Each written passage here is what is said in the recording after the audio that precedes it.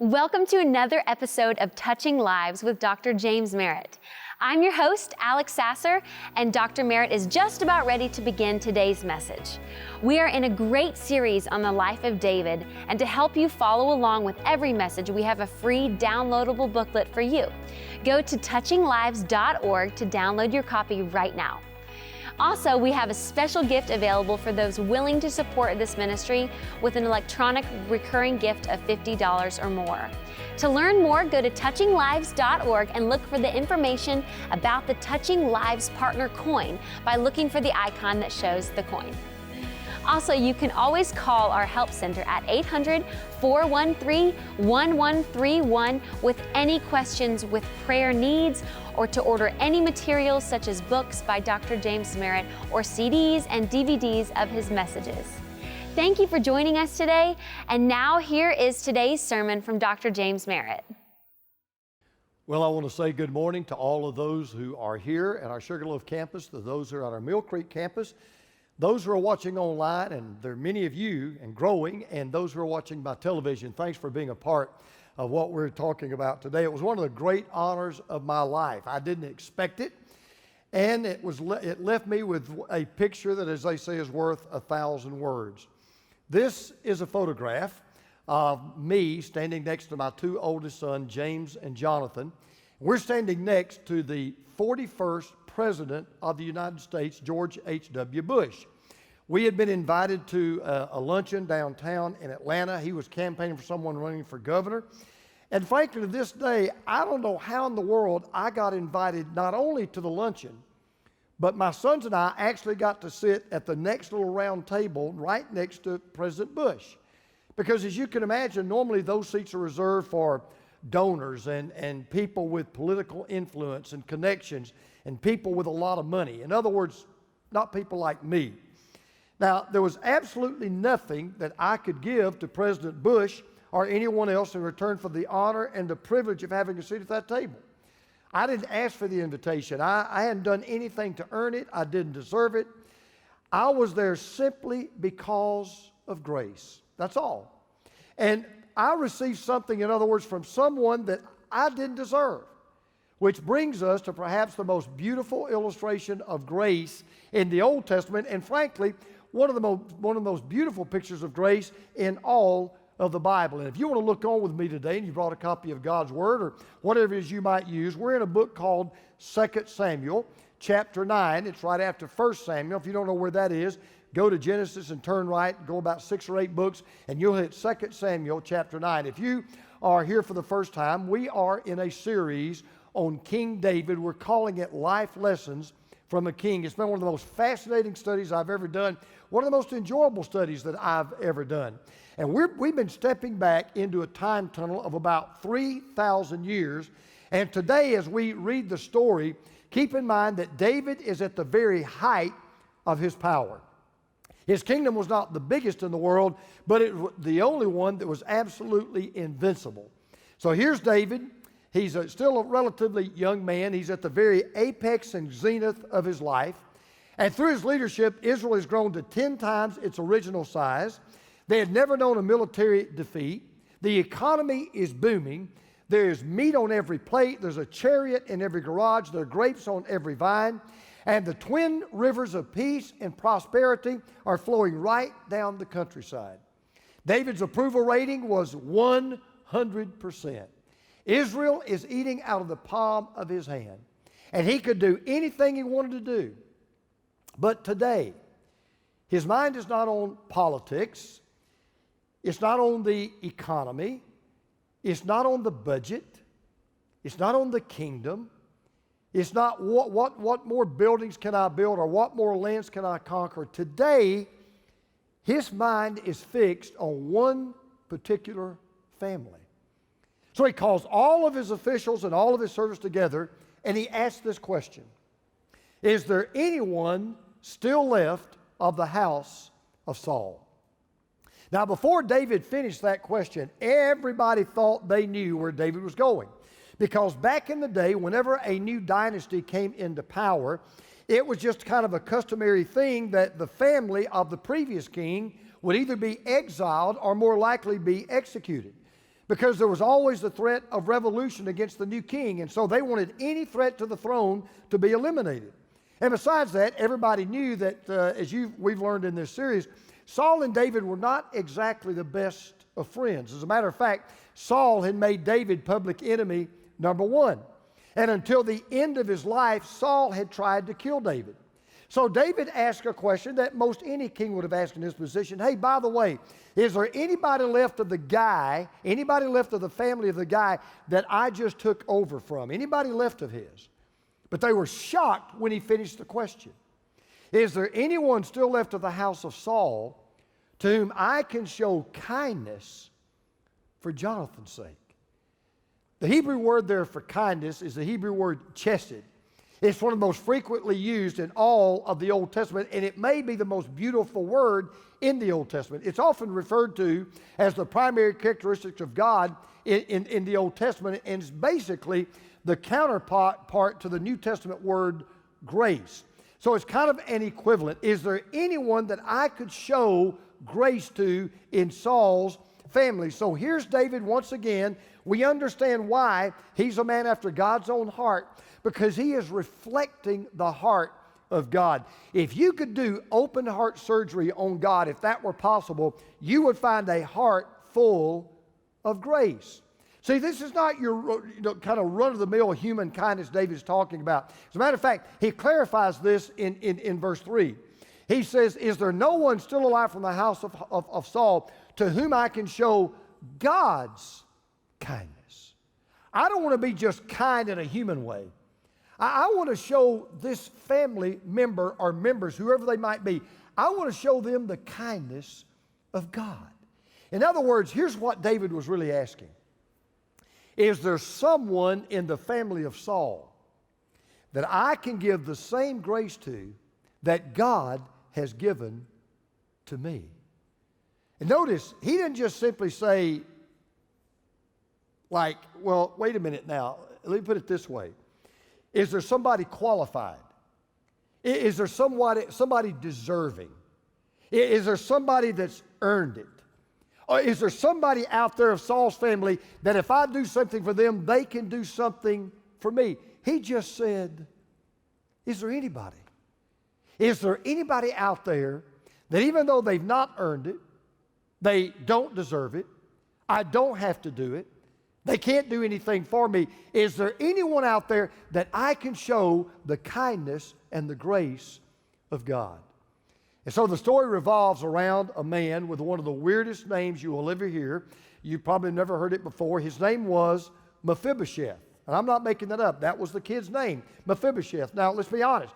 You either have to be drunk or in a bad mood to name a kid Mephibosheth, because not only is it a bad name, Mephibosheth, I mean, who wants to be nicknamed Fibber, right? So when you look at any story in the Bible, and we will look at this story, you always need to answer three questions. Number one, why is it in the Bible? And this is a good question to ask. So why is this story even in the Bible? Number two, where is God in this story? You always want to ask that question. And then number three, where am I in this story? Now, here's what you're going to see. In David, you're going to see a picture of the Savior, Jesus. In Mephibosheth, you're going to see a picture of the sinner, you and me. And then in the entire story, you're going to see the picture of salvation. And what you're going to see is why God's grace is so amazing. Listen to what David does for Mephibosheth, and it's a perfect picture of the grace of God. Number one, because of grace, God approaches me. Because of grace, God approaches me. Now, in answer to David's question, a servant steps forward and he volunteers this information. Now, there was a servant of Saul's household named Ziba. They summoned him to appear before David, and the king said to him, "Are you Ziba?" "At your service," he replied. The king asked, "Is there no one still alive from the house of Saul to whom I can show God's kindness?" Ziba answered the king, "Well, there is still a son of Jonathan. He is lame in both feet." Now, keep in mind that the very name Mephibosheth means a shameful thing. And there's a reason for that. Even his name is going to clue us in that this guy, this Mephibosheth, Saul's son, he's really in actually his grandson, he's really in a bad way. He is in a shameful condition because remember, he was of the house of Saul. Now, Saul was a mortal enemy of David. And so from the time he was born, the culture and the society would have said, okay, you better hide because you are an enemy of David. You were born into the wrong family. You've been corrupted from the time that you were born. Well, how's that like us? We were all born, in one sense, into the wrong family. We were all corrupted by birth. We were all born on the wrong side of the tracks. You say, what do you mean? We were all born imperfect. We were all born unlike God. We were all born to go our own way, not God's way. We're not imperfect by choice. We're imperfect by nature. The reason why we choose to do wrong things sometimes is because we were born with this natural propensity to do the wrong thing. Because there's one thing that comes naturally to everybody who's ever born, and that's what the Bible calls sin. In other words, we do what we do because we are what we are. We sin because we are sinners. We are not sinners because we sin. And go back again to answer and listen to how Ziba answers this question when David says, okay, who's in Saul's family that I can show kindness to? Listen to what Ziba says. There's still a son of Jonathan. He is lame in both feet. Now, the reason why Mephibosheth is handicapped in this way is because when word came back when he was a little boy that Saul and Jonathan had been killed, the servants that were in the house taking care of Mephibosheth said, okay, we're in trouble. Now that Saul is dead and Jonathan is dead, we're the ones left in the family of Saul. David will come after us. He's going to kill us. And so his servant picks Mephibosheth up. He's 5 years old. She picks him up. She begins to run away with him, but somehow she dropped him. He landed awkwardly, and because of that, he permanently injured both of his feet. Now, the important thing is this. Why does Ziba add that comment? Why would she even say that? Why she didn't just say Mephibosheth? She said no. She called his name Mephibosheth, but then she said, oh, by the way, he's lame in both feet. Because she wanted David to know what he was getting into. See, he couldn't come to David. David had to come to him. He couldn't approach David on his own because you cannot come to the king without an invitation. So in other words, if there's ever going to be any relationship between Mephibosheth and David, David had to make the first move. David had to initiate the contact. David had to give the invitation. Now up front, we already know something. There's not one thing that David can do that Mephibosheth can do for David. David will have to do everything for Mephibosheth. But there's more. David asked another question. He said, well, where is he? And Ziba answered, he is at the house of Machir, son of Ammiel, in Lodabar. Now, it's amazing how the Bible is so descriptive of certain stories, and there's a lot of description here. We're told that he is in Lodabar. You know what the word Lodabar means? It means a place of no pasture. In other words, what that really means is, he's living on the backside of a trailer park out in the country that you really can't get to from here. He's on the backside of a desert. He is all alone, all by himself. So here was the grandson of a former king living in the middle of nowhere. He was not who he could have been. He didn't have what he should have had. He is a nobody going nowhere in a hurry. And not only did he not have any reason to ever think that of all people the king would come knocking on his door, the truth of the matter is he didn't want the king knocking on his door except to put him out of his misery. That would be the only reason the king would show up. He was a lot more concerned about a spear through his neck or a sword through his heart than he was about David showing up. But the unthinkable did happen. The king leaves the throne and approaches Mephibosheth just the way God approaches us, all because of grace. You remember this. You don't come to God first. God comes to us first. And it's all because of grace. But let me tell you, this story just gets better and better and better. See, because of grace, God approaches us. God approaches me. But because of grace, God accepts me. He doesn't approach me, He accepts me. Now, it's been 20 years since David became king. And it appears that Mephibosheth has been kind of living in hiding in fear for his life. He didn't just happen to move to this place called Lodabar. He thought, well, the king will never come here. Nobody will ever find me here. I can at least be safe here. And then came that day he had been dreading all of his life, the day he had nightmares about. There was a knock on his door. With trembling hands, on his hands and knees, he crawls toward the door and he opens it, and sure enough, his worst nightmare has come true. There's no mistaking who this is. This is not an insurance salesman. These are the king's officials. And who knows if he was more scared or relieved, but it didn't matter. He figured he was looking death right in the face. And there was no way that he could have ever anticipated what is about to happen, because here's what's about to happen. He is about to get not what the culture of that day say he deserved, not what the unwritten law of the land say that he deserved, not what society would say that he deserved. He was about to get the one thing he did not deserve. Because the one thing that Mephibosheth needed was not justice. He didn't even need mercy. Mercy would have just left him alone in his miserable condition. He needed grace. So listen to what happens in these next words. So King David had him brought from Lodabar, from the house of Machir, son of Ammiel. He had him brought from Lodabar, from the house of Machir, son of Ammiel. Now, once again, as a reminder, it wasn't Mephibosheth that came after David. It was David that came after Mephibosheth. See, the sheep never seeks the shepherd seeks the sheep. And if you ever come to a place where you say you found God, I got news for you. It was because God first found you. When you start looking for God, it's because you all of a sudden realize God has been looking for me. And so now he finally hears these words he had been dreading for 2 decades. Mephibosheth, the king wants to see you. And Mephibosheth probably thought, yeah, I know. I knew this day was coming.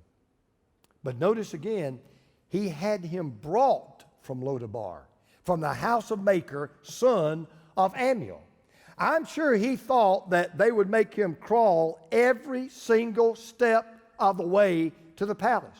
He probably couldn't believe his eyes when he saw this beautiful gleaming chariot decked out with cushioned seats, an umbrella, water, warm bread. He's thinking, what in the world's going on? Is this the way I'm going to my execution? Is this the way I'm going to be hung? Is this the way I'm going to be beheaded? Because think about it now. Mephibosheth hadn't been treated like this since he was a kid. And he's thinking, surely the king knows I'm crippled. Surely the king knows I'm broken. Surely the king knows I've got nothing to offer him except lame legs. But the king is accepting him just the way he is. What a beautiful picture of the way God comes to us. Because I don't know how you think you came to God. Let me tell you how we all came to God. When we came to God, we were not worthy of coming to God, which is why God comes to us first. And God came to us when we were dirty. And God didn't demand that we clean up first. God brings us to His home, and He cleans us up. God comes to us when we're messed up. And He doesn't wait until we get our act together. He says, listen, I'm going to bring you to my house, and I'm going to get your act together. Now remember, this was before handicap ramps and designated parking places and motorized wheelchairs. I mean, when David found out this kid was crippled, this man was crippled, this kid was lame, David could have easily said, does it have any brothers and sisters? Is there anybody else I can show kindness to? I mean, what does Mephibosheth have? He has no wealth. He has no education. He has no training. I mean, simply put, he has nothing to offer to the king, to the queen. He doesn't even have anything to offer to the lowliest servant in the palace. But David accepts him just the way He is. And I want you to listen to hear anything else. I don't know what your past has been. I don't know what your present looks like. I don't know what you did last night. I don't care what you did a week ago. I don't care. I don't care if you got a police record 6 miles long. God accepts us, and God loves us just as we are. But the story gets still better. Because of grace, God approaches me. God comes to me. God makes the first move. Because of grace, God accepts me. Knowing all of my faults, all of my foibles, all of my flaws, and all of my failures, all the darkness and all the blackness and all the skeletons in my closet, God accepts me just the way I am. Now that would be good enough, right? You say, man, let's go home. You can't. Because it gets still better. Because of grace, God not only approaches me, and because of grace, God not only accepts me, watch this, because of grace, God adopts me. God adopts me. Now, the moment comes. Mephibosheth is brought before the one man who's going to decide whether he lives or whether he dies. I mean, wouldn't you have loved to have been at that moment? He's shaking like a leaf. He's looking for the bathroom. He is absolutely, I mean, his stomach is in a knot. His blood pressure's off the chart. He's about to hyperventilate. His heart is racing. He thinks, surely this must be the end. And then comes this tear-jerking scene. When Mephibosheth, son of Jonathan, the son of Saul, i.e., the mortal enemy of David, the one who could have been in line for the throne, a threat to the kingdom. The son of Saul came to David. He bowed down to pay him honor. David said, Mephibosheth, at your service, he replied. I mean, what else is he going to say? At your service. Now listen to this. Don't be afraid. Do you think those are the first words he thought David would say to him? Don't be afraid. No, he was expecting David to say, is your will made out? Are you ready to die? How do you want it?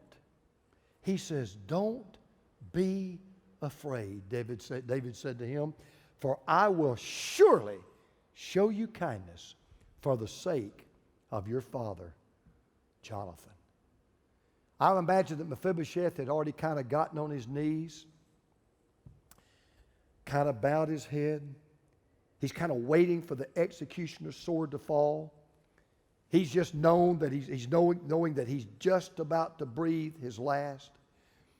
And then he hears David say, don't be afraid. His head jerks up. His eyes are wide as saucers. His ears are on high alert. He can't believe what he just heard. I mean, he certainly never expected the first thing he would hear out of the mouth of the king was, don't be afraid. You know what, though? That's just like Jesus. That's just like Jesus. That's why Jesus is a descendant of David, and David is an ancestor of Jesus. Because are you aware, I bet you may not be, did you know that the most repeated command from the lips of Jesus was fear not? The number one command that Jesus asked us to obey is fear not. As a matter of fact, did you know that the command of God to not be afraid, listen to this, it is the only command that appears in every book of the Bible. The only one. In all 66 books, somewhere you will find either the phrase fear not or do not be afraid in every book of the Bible. But you're Mephibosheth, so you're wondering, wait a minute. Is David bluffing? Is he playing some kind of a sadistic game? Is he kind of just setting him up for the kill? I mean, does he really mean, hey, don't worry, it won't hurt very long? No. His hand extended to Mephibosheth does not hold a sword that kills. It holds a grace that heals. Now, why? Why is he choosing to be so gracious to Mephibosheth? Because let me remind you one more time. Had Mephibosheth earned this kindness? No. Did Mephibosheth deserve this kindness? No. Did Mephibosheth buy this kindness? No. Was there anything Mephibosheth could do to work for this kindness? No. Then why in the world was David so kind, so gracious, so loving, so accepting of a cripple who could do nothing for him and who he owed nothing to? Listen carefully. For I will surely show you kindness for the sake of your father Jonathan. Now this is so important. Listen carefully. This is the real crux of this story. David did not do this for Mephibosheth. David did not do this for Saul. David didn't even do this for David.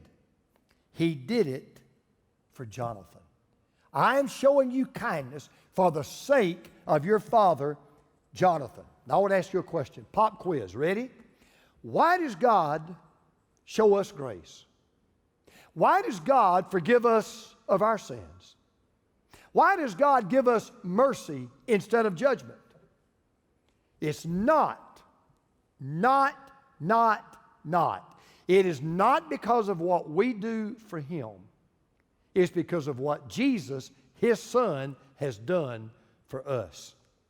Not because of what we do for Him, but because of what Jesus has done for us. Now, even here, we still can't stop the story and say, well, and Mephibosheth lived happily ever after. Because there's still one other thing David says. Now, listen to this. He says, I will restore to you all the land that belonged to your grandfather Saul, and you will always eat at my table. Do you see that phrase, eat at my table? That is a big deal in this story. And you say, well, how do you know it's a big deal in the story? Well, anytime something is repeated in Scripture, it's always a big deal. When it's repeated more than once, when it's repeated more than twice, but when it's repeated more than 3 or 4 times, it is a big deal. And in this story, in this chapter, that phrase is repeated 4 times. The king tells Ziba, who's now assigned to be Mephibosheth's full-time servant, okay, he says, and Mephibosheth, grandson of your master, will always eat at my table. Now Ziba had 15 sons and 20 servants. Then we read down in verse 13. And Mephibosheth lived in Jerusalem because he always ate at the king's table. But the most telling way that it's used is in verse 11. So Mephibosheth ate at David's table. How did he eat at David's table? Why did he eat at David's table? Like one of the king's sons. Now, do you understand what's just happened here? David has not just approached Mephibosheth. David has not just accepted Mephibosheth. David has adopted Mephibosheth. He said, son, my home is now your home. My family is now your family. You don't just visit here, you live here. Why? All because of Jonathan. Not because of you, not even because of me, but all because of Jonathan. And because of Jonathan, Mephibosheth now has fellowship with the king. For Mephibosheth now has the fortune of the king. And Mephibosheth is now a part of the family of the king. I want to give you a news flash. It's all because of Jesus that we can have fellowship with God. It is all because of Jesus that we have the fortune of God. It's all because of Jesus that we're now a part, or can be a part, of the family of God. See, we've got a seat at the table. And just like lame, disabled Mephibosheth, who couldn't believe it. Can you imagine the first time he went to eat, the first time the dinner bell rang? He walks in and he can't believe it. There's David's beautiful daughter, Tamar. There's his handsome son, Absalom. And then comes walking in the brilliant heir to the throne, the PhD, the scholar, Solomon. He can't believe it. He's sitting next to the king, to Absalom, to Solomon, to Tamar. He's got a seat at the table. And just like Mephibosheth, one of these days we can have a seat at the table. And we can sit right next to Abraham and Noah and Moses and Joseph and Daniel and David and Paul and Peter and James and John. And the list goes on and on and on and on and on. Why? All because of Jesus. All because of grace. So I want to close with something. Somebody sent this to me over 20 years ago, and I've never used it until now. And the reason why, when somebody sent this to me, they emailed it to me. When I read it, I remember I said to myself, there's only one story in the Bible that needs to have that illustration. And I'm not going to use that illustration until I preach on this story. Well, this is the story, and here is what I want you to listen to. Don't you listen, draw up closer and listen.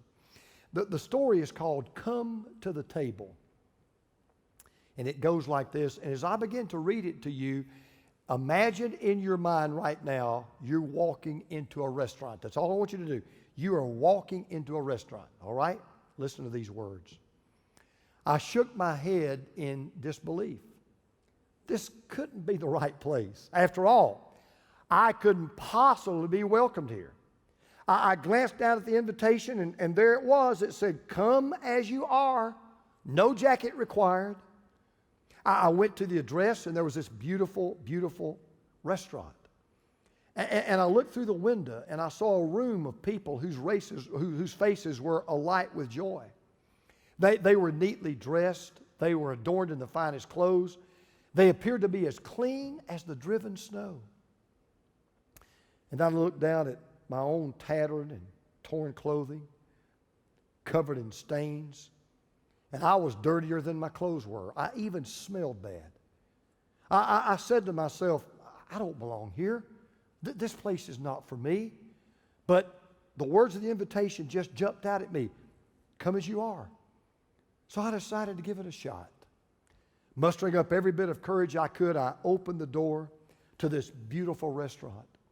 And I walked to a man standing behind a podium. He said, your name? I said, James Merritt. I couldn't even look him in the eye. I was so ashamed of my appearance. He didn't seem to notice the filth I was covered in. He said, oh yes, there's a table for you and a seat with your name on it. For me? Yes, for you. He led me to a table. And sure enough, there was this beautiful place card with my name written on it in deep, dark red. I looked over the menu, and I couldn't believe what they were serving. Things like peace and joy, and love, mercy, blessings. I quickly realized this was no ordinary restaurant. I flipped the menu to the back to the front of the order to see what the name of the restaurant was, and it was called God's Grace. Well, the waiter returned, and he said, may I recommend the special of the day, and you can accept it, and everything that you read on the menu is yours, and you can have as much as you want. And I said, well, of course. What is the special of the day? He said, salvation. I practically screamed out, I'll take it. Then I snapped back to reality. Tears filled my eyes. I said, mister, I'm sorry. I mean, you can see I'm dirty. I'm nasty. I'm unclean. I'm unworthy. I'm completely broke and completely broken. I would love to have all of this, but, sir, I can't afford it. And the man smiled again, and he said, sir, your check has already been taken care of by that gentleman over there, as he pointed to a man in the front of the room. I said, who is that? He said, his name is Jesus. I immediately ran over to this man, and I fell at his feet. And I said, sir, I'll wash the dishes. I'll sweep the floor. I'll take out the trash. You just name it. And whatever I can do to repay you for all of this, I'll do it. He brought me to my feet. He said, son, all of this is yours just for coming to me. You don't need to clean up. I'm going to clean you up. You don't need to pay for the food. It has already been bought. You don't need to buy any clothes. I've already picked out your outfit. All you've got to do is accept what I want to give you. And then he said something to me I will never forget. He said, James, you need to understand, you're not just a customer at my restaurant. You are now a part of my family. What I have is yours. Come and go as you like. Just remember, you will always have a seat at my table. And so it is with Jesus. So it is whether you're a 9-year-old boy like I was in a movie theater, or you're a 25-year-old man sitting in prison on a drug charge, or you're an 18-year-old high school senior young lady, and you're totally lost and confused and you don't even know why you're on this earth. There is a God in heaven. He created you. He conceived you. He wants to convert you, and He is calling you. And He simply is saying today, I've got a restaurant that's open. You're invited to come. When you come into this restaurant, you're going to eat like you've never eaten before, and you can have all you want. Peace, joy, forgiveness, happiness, eternal life. It all comes included in the main course, which is salvation. It's all been bought. It's all been paid for. And if you'll accept it, I will accept you. I will adopt you, and you will always have a seat at my table. We are so glad you tuned in here on the Touching Lives digital channel, and we hope you enjoyed this sermon today. Be sure to click and follow this page, and feel free to leave any comments below. We'd love to hear your thoughts from today's message. Look for a new episode to be posted on this channel each Sunday. In the meantime, check out our free resources at touchinglives.org, and be sure to sign up today for our annual Mountaintop Conference. All of the information about this exciting conference can be found at mountaintopconference.com. Thank you so much for watching today. I'll see you right here next time for another episode of Touching Lives with Dr. James Merritt. Touching Lives, teaching people everywhere who Jesus is and why they need Him. This program is sponsored by Touching Lives Ministries and is made possible by the grace of God and your faithful prayers and gifts.